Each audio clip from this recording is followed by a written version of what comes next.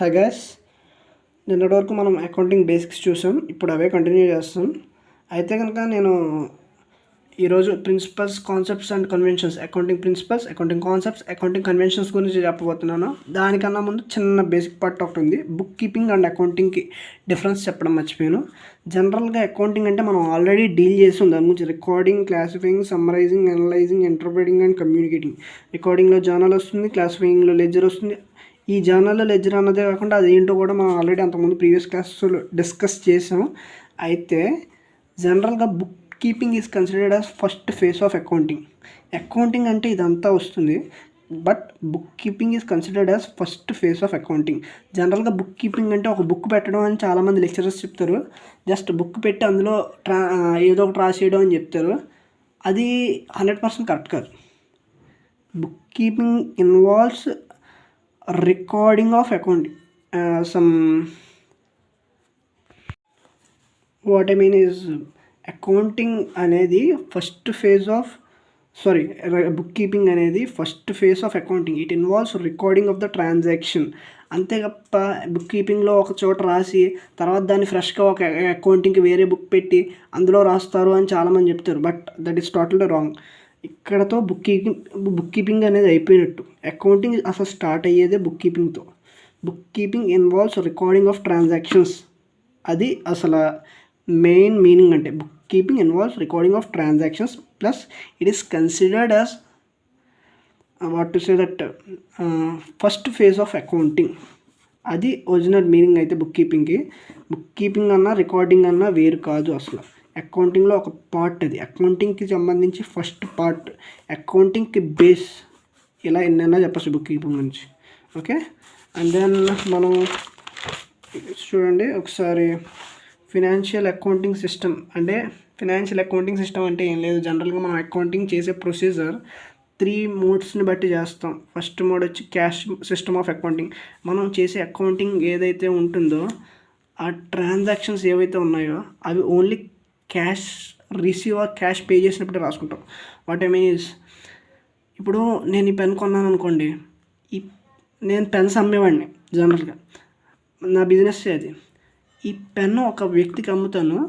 అమ్మిన తర్వాత క్యాష్ వస్తే తప్ప నేను అకౌంటింగ్లో ఇంక్లూడ్ చేయను ఆ ట్రాన్సాక్షన్. అదే మెర్కంటైల్ సిస్టమ్ ఆఫ్ అకౌంటింగ్ అనేది ఒక ట్రాన్సాక్షన్ జరిగితే డీల్ చేసేస్తాను. మేబీ వాడు వాడు డెబిటర్గా మారచ్చు, నాకు డెటార్గా. అంటే వాడు అరువు తీసుకోవచ్చు. నేను అది కూడా రికార్డ్ చేసుకుంటాను మెర్కంటైల్ సిస్టమ్ ఆఫ్ అకౌంటింగ్లో. జనరల్గా మనం వాడేది క్యాష్ ప్లస్ మెర్కంటైల్, అంటే fixed system or combined system or cash or mercantile system. ఇది మనం వాడే జనరల్గా ఇప్పుడు ఎప్పటి నుంచో కూడా వాడే సిస్టమ్ ఇదే. Fixed or combined or cash or mercantile system ఏదన్నా ఒకటే మనం వాడేది ఇది. క్యాష్ సిస్టమ్ ఆఫ్ అకౌంటింగ్లోనేమో ఓన్లీ క్యాష్ అనేది వచ్చాక మాత్రమే వాడు ట్రాన్సాక్షన్ రికార్డ్ చేస్తాడనమాట. కానీ అన్నిసార్లు క్యాష్ అనేది ట్రాన్సాక్షన్ జరగగానే రావాలి అంటే అది ఇంపాసిబుల్ అని చెప్పచ్చు.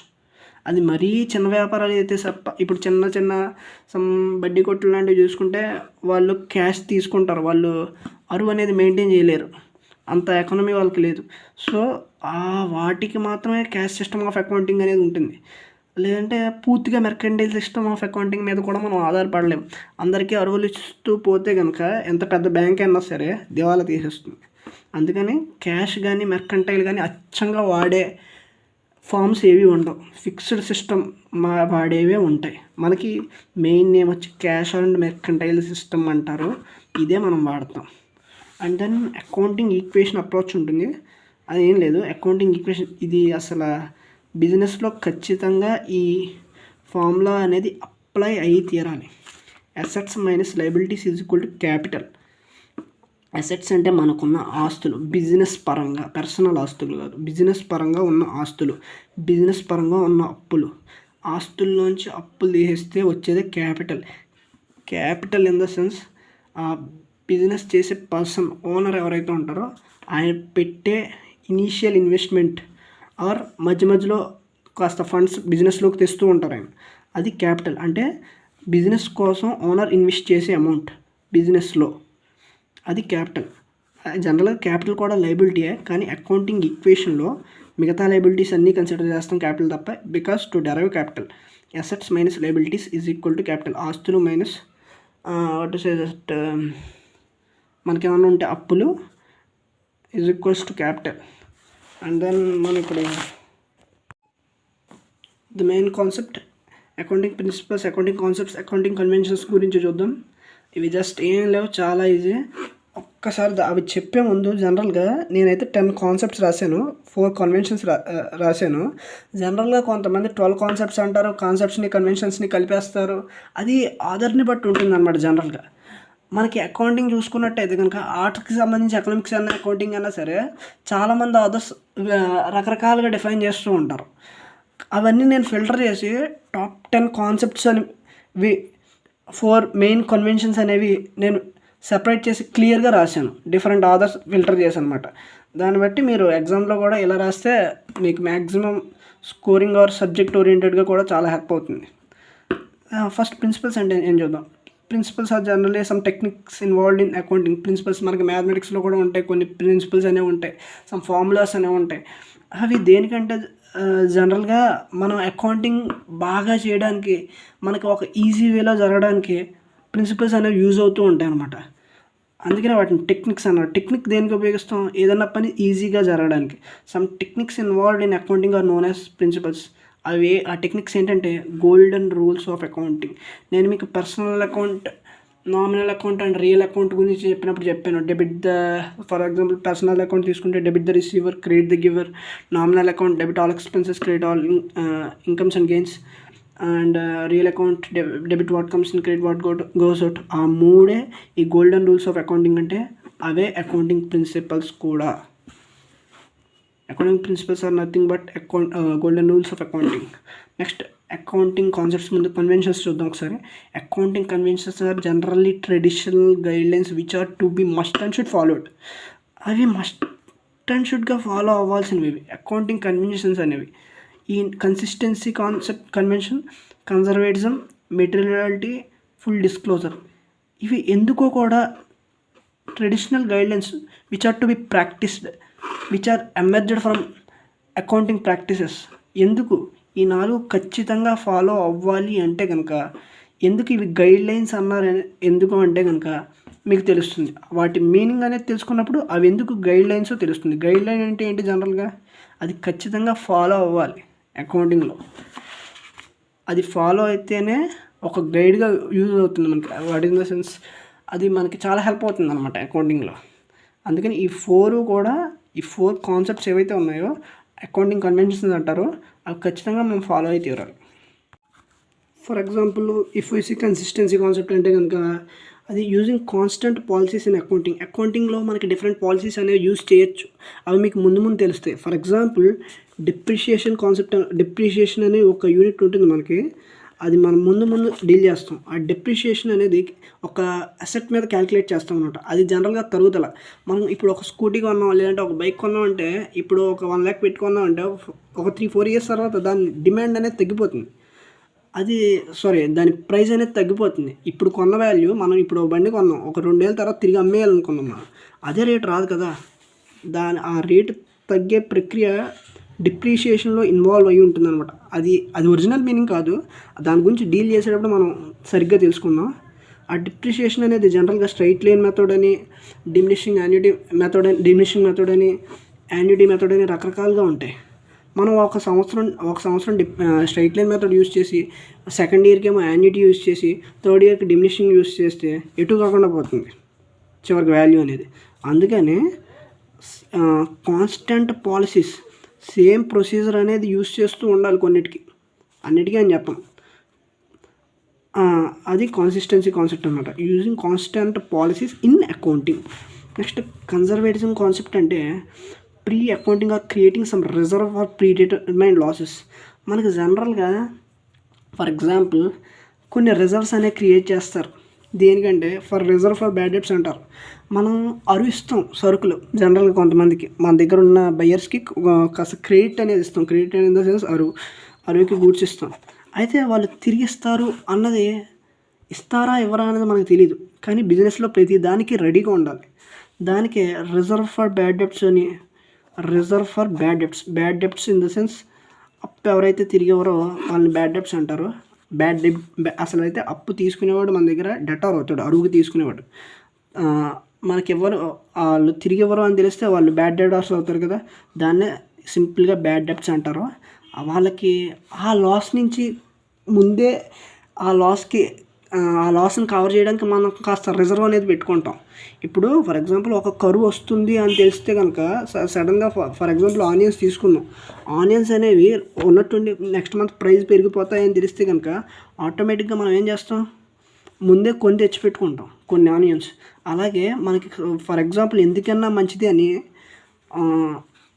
కొన్ని సంఘటనలకి ముందే మనం బిజినెస్లో కొంత రిజర్వ్ అనేది డబ్బులు ఎందుకన్నా మంచిదని సెక్యూర్డ్గా పెట్టుకుంటాం. అదే కన్జర్వేటిజం కాన్సెప్ట్. మనీ అనే కాదు, just pre accounting or creating some reserve for predetermined losses. ముందుగా గ్రహించే లాసెస్ ఏవైతే ఉంటామో దానికి ఎందుకన్నా మంచిదని కొంత అమౌంట్ అనేది ఒక రిజర్వ్ లాగా పెట్టుకుని దానికి అకౌంటింగ్ కూడా చేసేస్తాం. అకౌంటింగ్ ప్రాసెస్ కూడా ఉంటుంది దానికి. అది కన్జర్వేటిజం కాన్సెప్ట్. జనరల్గా రిజర్వ్ ఫర్ బ్యాడ్ డెప్ట్స్ అనే కాదు, ఇంకా ఉంటాయి. ఇది ఎగ్జాంపుల్గా చెప్తాను. అండ్ దాని మెటీరియలిటీ కాన్సెప్ట్ చూస్తే కనుక materiality concept, unnecessary accounting must be avoided. అనవసరమైన అకౌంటింగ్ అనేది చేయక్కల. ఫర్ ఎగ్జాంపుల్ మనకి 189.33 అనేది ఏదో ఒక అసెట్ వాల్యూ వచ్చింది. ఈ 0.33ని ఇగ్నోర్ చేసేయచ్చు కదా మనం. ఇది మన క్యాలిక్యులేషన్లో కాస్త ఇబ్బంది అవుతుంది తప్ప దాన్ని ఇగ్నోర్ చేయొచ్చు జనరల్గా కొన్ని టైప్స్ ఆఫ్ అకౌంటింగ్లో, కొన్ని కేసెస్లో అనమాట. అన్ని కేసెస్లో కొన్ని కేసెస్లో మనం బాగా డెప్త్ వెళ్తే కనుక పాయింట్స్ కూడా చూస్తారు. అది మేనేజరియల్ అకౌంటింగ్లో బాగా యూజ్ అవుతుంది. బట్ జనరల్ అకౌంటింగ్ వస్తే కనుక ఈ డెసిమల్స్ అనేవి పెద్ద అలో చేయరు, అవి చూడడానికి కూడా పెద్ద బాగో, అందుకని అవి జస్ట్ అవాయిడ్ చేసేస్తారు. 189 అని వేస్తే సరిపోతుంది. ఫర్ ఎగ్జాంపుల్ ప్రాఫిట్టే ఉంది, 189.33 అని చెప్పరు ఎవరు, 189 రూపీస్ వచ్చిందని చెప్తారు. అండ్ దెన్ ఇంకా బెటర్ ఎగ్జాంపుల్ చూస్తే అకౌంటింగ్ పరంగా డెప్రిషియేషన్ అంటే తరుగుదల. అంటే ఒక వాల్యూ అనేది తగ్గిపోవడం, ఒక అసెట్ వాల్యూ. అసెట్ అంటే ఆస్తి, డబ్బులు పెట్టి కొన్నది ఏదైనా సరే ఆస్తి అవుతుంది జనరల్ సినారియోలో, అకౌంటింగ్ జనరల్గా.